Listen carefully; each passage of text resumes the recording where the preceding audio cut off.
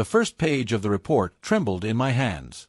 I wasn't shaking because of what I'd read, but because I knew if I turned another page, my world might never look the same again. When I'd hired the private investigator, it was supposed to be a family matter, a simple concern, a father's attempt to protect his son. My son, Ethan, had been married for 3 years to a woman I never fully trusted. Her name was Claire. She was beautiful, sharp-tongued, and, in my opinion, just a little too secretive. Late-night work meetings, hushed phone calls, evasive smiles. She had all the signs of someone hiding something. I didn't tell my wife, Linda, about the investigator at first. I knew she'd disapprove. She always defended Claire, said I was being paranoid. "You see ghosts in daylight, Mark," she'd laugh. "Ethan's fine. Don't meddle." But something in my gut wouldn't settle. So, 2 weeks ago, I met with a private investigator named Tom Hargreaves. A quiet man with eyes that had seen too much. "Just follow her for a week," I'd said. "I'm probably wrong." "I hope I'm wrong." He nodded and told me he'd be discreet. Now, sitting in my study with the report on my desk, I realized I hadn't been wrong, but not in the way I expected. The report didn't start with Claire's name. It started with Linda's. At first, I thought it was a clerical error. Subject observed leaving residence with unidentified male, the line read. Male later identified as Robert Langford. Robert Langford. A name that cut through me like a blade. He was an old friend. Someone I used to fish with. Someone who'd sat across from me at our dinner table countless times, laughing at Linda's jokes, pouring her more wine than anyone else. I turned the page. Subject and Langford met at the Rosemont Hotel, room 204. Approximately 3 hours spent inside. Exited separately. My throat went dry. I read it again and again, hoping the letters might rearrange into something else. Something innocent. But the next photos killed any hope of that. There she was, Linda, my wife of 32 years. Her arm linked through his, her head tilted toward him as if the rest of the world didn't exist. The photo was grainy, but unmistakable. Her hair, her floral scarf, even the small freckle near her left cheek. I wanted to vomit. I didn't confront her immediately. I couldn't. For the next few days, I walked around the house like a ghost. I watched her move through our kitchen, humming as she made coffee, texting on her phone, kissing me absent-mindedly on the cheek. I felt like I was living beside an actor performing the role of my wife. Every glance, every touch felt contaminated. At night, when she fell asleep, I'd lie awake staring at the ceiling, wondering how many nights she'd told me she was at her sister's or running late at book club, when she was actually in some hotel room with him. And the cruelest part? I couldn't tell anyone. Not Ethan. Not my daughter, Rachel. Not even the investigator. Because if I said it out loud, it would become real. A week later, I finally found my voice. It was a Saturday morning. She was sitting at the table, reading the paper, her coffee steaming beside her. She looked up and smiled. "You're quiet this morning," she said. I looked at her for a long time before I replied. "Linda, where were you last Thursday?" She frowned. "Thursday? I was at Susan's." "Why?" I nodded slowly. "Susan, huh?" "Yes, Mark." "What's this about?" I didn't answer. Instead, I slid a photograph across the table, the one of her and Robert walking into the hotel. Her face drained of color. Her lips parted, but no sound came out. "Say something," I whispered. She stared at the photo, then at me, her eyes wide, her fingers trembling as she touched the edge of the paper. "Mark, I can explain. Can you?" I cut her off, my voice rising. "Because it looks like you've been sleeping with one of my closest friends." Her shoulders collapsed. She covered her face with her hands. "Please, don't yell. The neighbors." I slammed my fist on the table. "I don't care about the damn neighbors, Linda."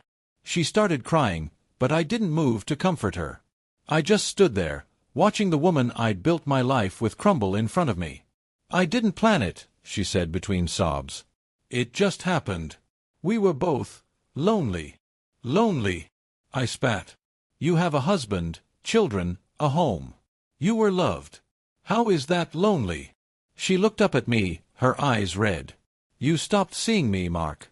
Years ago. You stopped talking, touching, noticing. I felt invisible. Her words hit hard because there was truth in them, but not enough to justify betrayal. I sank into the chair opposite her, my anger fading into something heavier. So instead of talking to me, you went to him? She looked away. That's not loneliness, Linda, I said quietly. That's cowardice. The next few days were chaos wrapped in silence. We didn't sleep in the same bed. We barely spoke. She tried to reach out, texts, short notes on the counter, but I couldn't bring myself to answer. Every time I looked at her, I saw the hotel photo burned into my mind. Ethan and Rachel noticed, of course. You guys okay? Rachel asked one evening over dinner. Linda forced a smile and said, Just tired, sweetheart. I almost admired her ability to lie so easily. That night, I called Tom, the investigator. You followed the wrong woman, I told him. He sighed. I didn't, Mr. Lawson. You asked me to follow whoever left the house after 9 p.m. on Thursday. That was your wife. The precision in his voice left no room for doubt. A few days later, Robert showed up at my house. It was evening. I was out in the driveway when his black SUV pulled up. He stepped out, looking nervous, his hands shoved deep in his pockets. Mark, he started. Don't. He stopped mid-step. Please, let me talk. I trusted you, I said. My voice was calm, but there was steel beneath it. You were like family. He swallowed hard. I know. And I'm sorry. I swear, I didn't mean for any of this to happen. Do you even hear yourself? I took a step forward. You didn't mean to sleep with my wife? You just tripped and fell into her bed.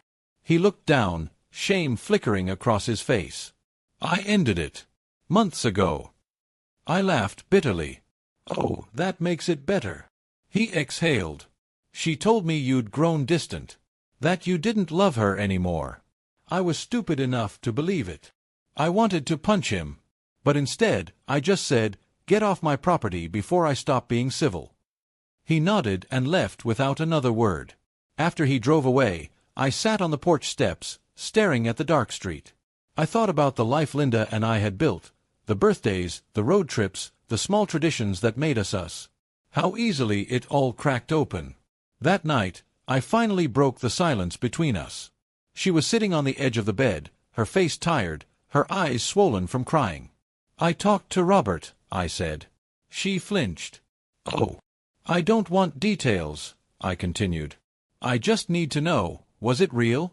Were you in love with him? She hesitated, then shook her head. No. It wasn't love.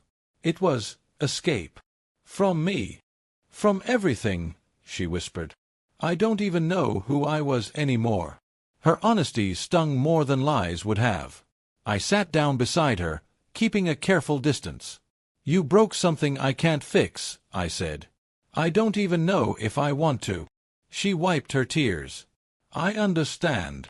The following weeks were a blur of paperwork and silence. I couldn't stay in that house anymore. It felt haunted. Every room carried her laughter, her perfume, her betrayal. We didn't tell the kids the truth. We said we needed space. They believed it, at least for now. One night, before I left for good, I found Linda standing in the doorway, watching me pack. I never stopped loving you, she said softly. I zipped up my bag. Then why wasn't that enough? She didn't have an answer. As I walked past her, she reached out and touched my arm. For a moment, I almost stopped. But then I remembered the photos, the lies, the hotel room, and I kept walking. It's been 6 months since then. I live alone now, in a small apartment overlooking the river. The nights are quiet, but I don't mind. I fish sometimes. I read. I think. Ethan and Rachel still visit. They don't ask questions, and I don't offer answers. Sometimes, when I see couples holding hands on the street, I wonder if they, too, live behind illusions, if one of them has a secret folded inside a drawer, waiting to detonate. I don't know if I'll ever forgive Linda. Maybe forgiveness isn't even the point. But I've learned something about truth. It doesn't just destroy, it clarifies. And sometimes, when I look at the reflection in the river at sunset, I realize I'm not angry anymore. Just tired. Tired, but free. Because in the end, losing her wasn't the real heartbreak. The real heartbreak was realizing she'd been gone long before I ever found out.